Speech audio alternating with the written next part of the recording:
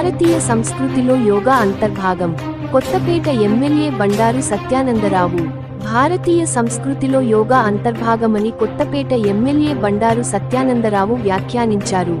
ఆత్రేయపురం మండలం వాడపల్లి శ్రీ వెంకటేశ్వర స్వామి ఆలయం వద్ద సోమవారం జరిగిన యోగాంధ్ర కార్యక్రమంలో ఆయన జిల్లా collector R Mahesh Kumar, RDO Srikar లతో కలిసి పాల్గొన్నారు. ఈ సందర్భంగా ఎమ్మెల్యే మాట్లాడుతూ శరీరం, మనసులను ఆరోగ్యంగా ఉంచుకోవడానికి యోగా అత్యుత్తమ మార్గమన్నారు. ప్రస్తుతం ఆధునిక జీవన శైలి వల్ల ప్రజలు అనేక మానసిక, శారీరక రుగ్మతలకు గురవుతున్నారన్నారు. నిత్యం యోగా, ప్రాణాయామం సాధన చేయడం ద్వారా రుగ్మతలు లేని జీవితాన్ని పొందవచ్చని సూచించారు. యోగాను ప్రతి ఒక్కరూ తమ నిత్య జీవితంలో భాగం చేసుకోవాలని అన్నారు. ప్రముఖ పుణ్యక్షేత్రం వాడపల్లి వెంకటేశ్వర స్వామి ఆలయం ప్రాంగణంలో ఆహ్లాదకర వాతావరణంలో యోగాంధ్ర కార్యక్రమంలో పాల్గొనడం సంతోషాన్ని ఇచ్చిందని వ్యాఖ్యానించారు. కార్యక్రమంలో ఈవో నల్లం సూర్య చక్రధరరావు, స్థానిక నాయకులు, అధికారులు పాల్గొన్నారు.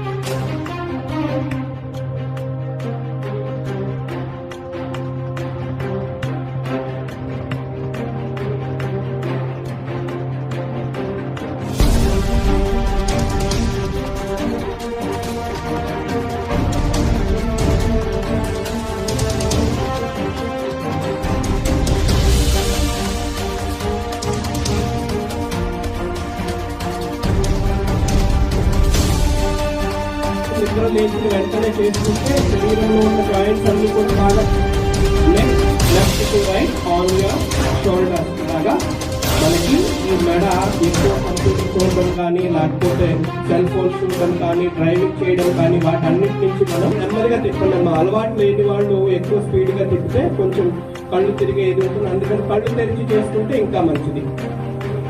ఒకవైపు అయిన తర్వాత రెండో వైపు నెక్ రొటేషన్ మనం ఆపోజ్ అందరూ చేతులు శరీరం పక్కన చేతులు బాగా భుజాల వరకు తీసుకురండి. అందరూ ఒకేసారి చేయండి. మళ్ళీ చేతులు భుజాల వరకు తీసుకురండి, కిందకి దింపండి. మళ్ళీ అబౌవ్ రెండు చేతులు ఒకేసారి అందరూ ఒకేసారి చేస్తే చూడడానికి కూడా చాలా అందంగా ఉంటుందన్నమాట. మళ్ళీ భుజాల వరకు మళ్ళీ కింద వరకు ఇంకొకసారి చేస్తాము. అప్పుడు చూడడం యువర్ హెడ్ లెవెల్ బాగా స్ట్రెచ్ చేసుకోండి. దీనివల్ల ఏంటంటే వెన్నెముక ఒకటే కాకుండా భుజాలు చేతులు అన్ని కూడా బాగా స్ట్రెచ్ అవుతాయి. మళ్ళీ చాలా నెక్స్ట్ రెండు చేతులు షోల్డర్ రొటేషన్. ఇది షోల్డర్ గ్రిడిల్ అంటాము. ఇది ఏంటంటే మనం బాగా ఎక్కువగా ఉపయోగిస్తాం. అప్పర్ ఎక్స్ట్రిమిటీస్ అంటాం చేతులు. ఇప్పుడు వెనక వైపు షోల్డర్స్ తిప్పండి. ఇందాక ముందు వైపు తిప్పాము, మళ్ళీ వెనక వైపు చాలు. And left, right and left, spine twisting or front. ఇవాళ పొద్దున్నే చేసుకున్నట్లయితే మనకి వెన్నెముక అవన్నీ కూడా బాగా పనిచేస్తాయి.